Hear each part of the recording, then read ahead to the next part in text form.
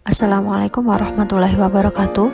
Di sini kami dari kelompok 2 akan mempresentasikan hasil kerja kelompok kami mengenai International Human Research Management yang masih berkaitan dengan penjelasan dari kelompok 1 sebelumnya.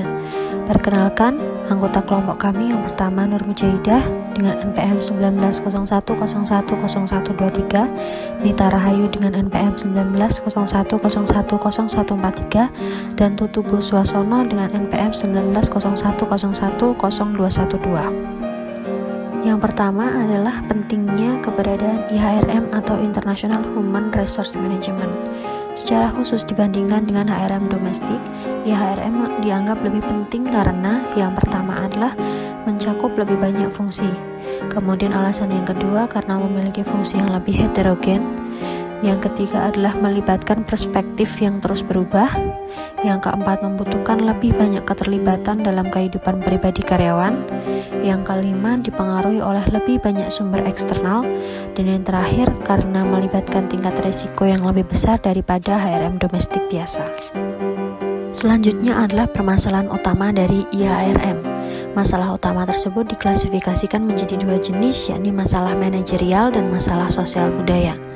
Masalah manajerial meliputi undang-undang, serikat kerja, perpajakan, pelatihan, komunikasi dan konseling, serta administrasi ekspatriat. Sedangkan masalah sosial budaya meliputi bahasa, gender, budaya kerja, etika kerja, CSR, serta SARA atau suku, agama, ras, dan antar golongan. Pembahasan selanjutnya adalah mengenai International Business Strategy atau strategi bisnis internasional. Terdapat 5 jenis strategi dasar bisnis internasional yang bisa diterapkan oleh perusahaan multinasional. Strategi yang pertama adalah strategi internasional, yakni mengadaptasi strategi untuk mentransfer keterampilan dan produk berharga yang dikembangkan di negara asal untuk kemudian diekspor ke pasar luar negeri di mana keterampilan dan produk tersebut belum tersedia. Yang kedua adalah strategi multidomestik, yakni dengan mengadaptasi strategi dengan menyesuaikan produk dan strategi pemasaran terhadap persyaratan dan lingkungan negara tuan rumah. Strategi yang ketiga adalah strategi global, yakni dengan mengadaptasi strategi yang berkonsentrasi pada perolehan laba melalui minimalisasi biaya. Strategi yang keempat adalah strategi transnasional. Menurut Christopher Bartlett dan Sumanta Ghosal, perusahaan bisnis internasional harus mengejar kepemimpinan biaya rendah come response lokal atau strategi kostumisasi karena persaingan global yang intensif. Strategi yang terakhir adalah strategi aliansi, yakni strategi dengan membuat kesepakatan antara dua atau lebih perusahaan bisnis internasional yang kompetitif untuk melayani pasar global. Selanjutnya adalah faktor suksesnya International Business Strategy. Faktor yang pertama yaitu perusahaan memiliki kompetensi inti yang tidak dimiliki oleh pesaing lain. Dan yang kedua yaitu perusahaan menghadapi tekanan yang lemah untuk responsif lokal dan pengurangan budaya. Selanjutnya adalah understanding culture atau memahami budaya. Budaya adalah suatu cara hidup yang berkembang dan dimiliki bersama oleh sekelompok orang serta diwariskan dari generasi ke generasi.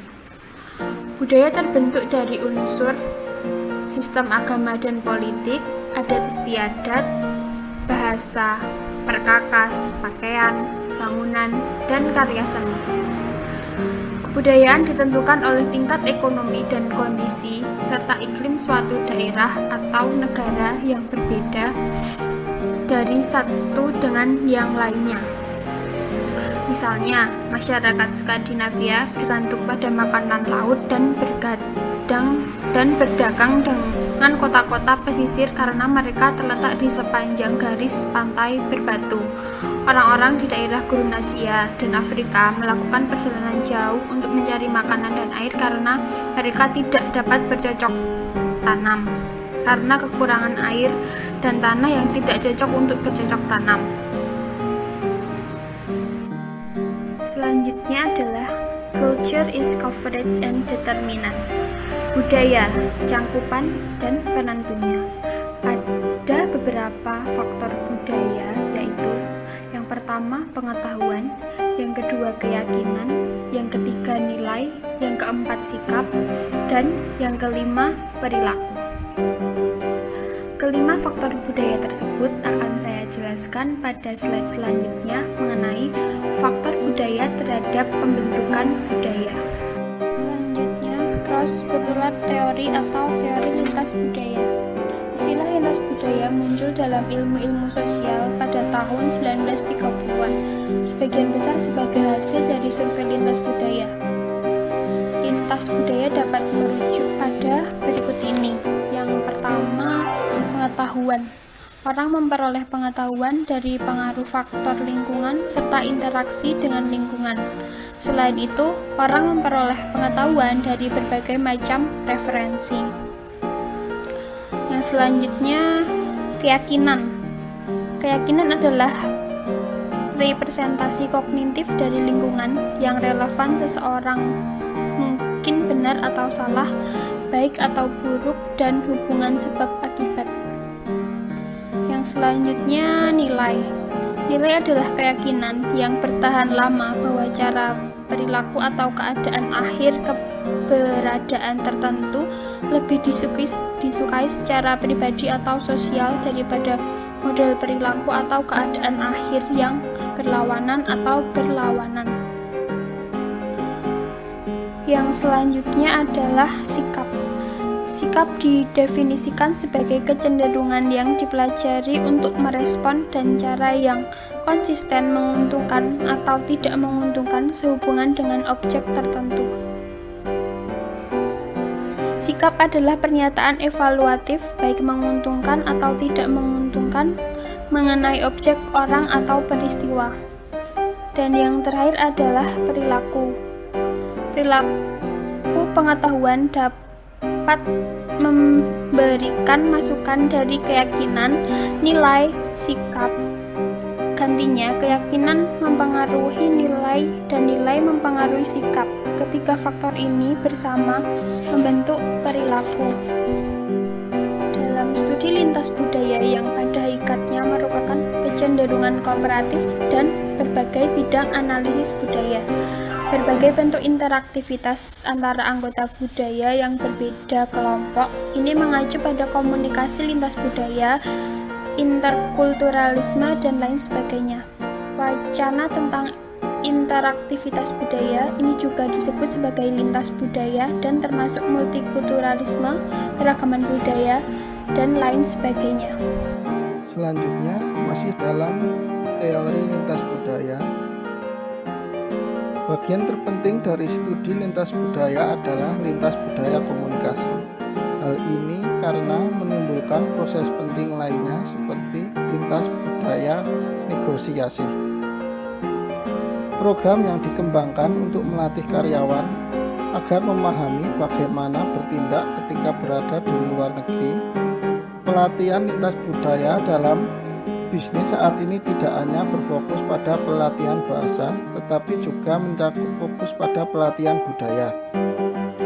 Intinya adalah untuk membangun dan memahami bagaimana orang-orang dari budaya yang berbeda berkomunikasi satu sama lain, dengan tugasnya ialah untuk menghasilkan beberapa pedoman yang dari orang-orang dengan budaya yang berbeda dapat berkomunikasi dengan lebih baik satu sama lain. Teori utama untuk komunikasi lintas budaya didasarkan pada pekerjaan yang dilakukan dengan melihat perbedaan nilai antar budaya yang berbeda. Selanjutnya, konsep budaya karya Edward T. Hall, Richard D. Lewis, Gert Hofstede, dan von Trompenaars. Edward Hall mengembangkan konsep budaya konteks tinggi dan budaya konteks rendah dan menulis beberapa buku praktis populer dalam menangani isu-isu lintas budaya.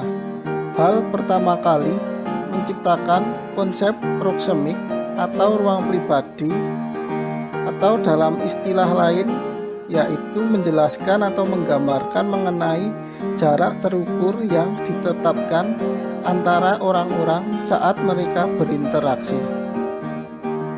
Dalam bukunya The Hidden Dimension, ia menggambarkan dimensi subjektif yang mengelilingi kita masing-masing dan jarak fisik yang coba dijaga dari orang lain menurut aturan budaya yang halus. Proxemics sendiri mendefinisikan 3 jenis ruang yang berbeda. Pertama, ruang fitur tetap. Ini terdiri dari hal-hal yang tidak bergerak. Yang kedua, ruang dengan fitur setengah tetap. Ini terdiri dari benda bergerak seperti furnitur, namun sekali lagi beberapa furnitur diperbaiki dan diklasifikasikan sebagai fitur tetap. Yang ketiga, ruang informal. Ini terdiri dari ruang pribadi di sekitar tubuh yang bergerak dengan seseorang saat ia bergerak dan yang menentukan jarak pribadi di antara orang-orang. Selanjutnya, budaya konteks tinggi. Budaya konteks tinggi mengacu pada kecenderungan budaya untuk melayani dalam kelompok yang memiliki pengalaman dan harapan yang sama. Budaya konteks tinggi mengharapkan kelompok kecil yang erat dan ketergantungan pada kelompok itu. Contoh negara yang menggunakan budaya konteks tinggi ialah negara-negara Arab, negara Yunani, negara Jepang, dan negara Spanyol. Selanjutnya, budaya konteks rendah. Budaya konteks rendah menjelaskan lebih jauh karena mereka yang berada dalam budaya konteks rendah memiliki beragam latar belakang. Budaya konteks rendah menuntut kemandirian dan mengharapkan banyak hubungan tetapi sedikit yang lebih dekat. Contoh negara yang menggunakan budaya konteks rendah ialah negara Amerika Utara, negara-negara berbahasa Jerman, negara Skandinavia, dan negara Prancis. Selanjutnya, kesimpulan dalam bab mengenai manajemen sumber daya manusia internasional. Yang pertama ialah manajemen sumber daya manusia internasional merupakan salah satu bagian terpenting yang menjadi jembatan penghubung berbagai macam kegiatan internasional bagi perusahaan multinasional. Yang kedua, keberadaan manajemen sumber daya manusia internasional berfungsi sebagai penyelesai berbagai macam permasalahan internasional dan penyedia sumber daya manusia yang bertanggung jawab sebagai pelaksana strategi bisnis internasional. Yang ketiga, maka dalam penerapan bisnis internasional, manajemen sumber daya manusia internasional harus dapat memahami adanya budaya internasional yang berbeda di masing-masing negara, mulai dari faktor yang mempengaruhi hingga teori lintas budaya yang berlaku. Sekian presentasi dari kelompok kami. Semoga apa yang kami jelaskan mengenai manajemen sumber daya manusia internasional dapat dipahami oleh teman-teman. Apabila terdapat kata atau pengucapan yang salah, kami mohon maaf. Saya akhiri. Wassalamualaikum warahmatullahi wabarakatuh. Terima kasih.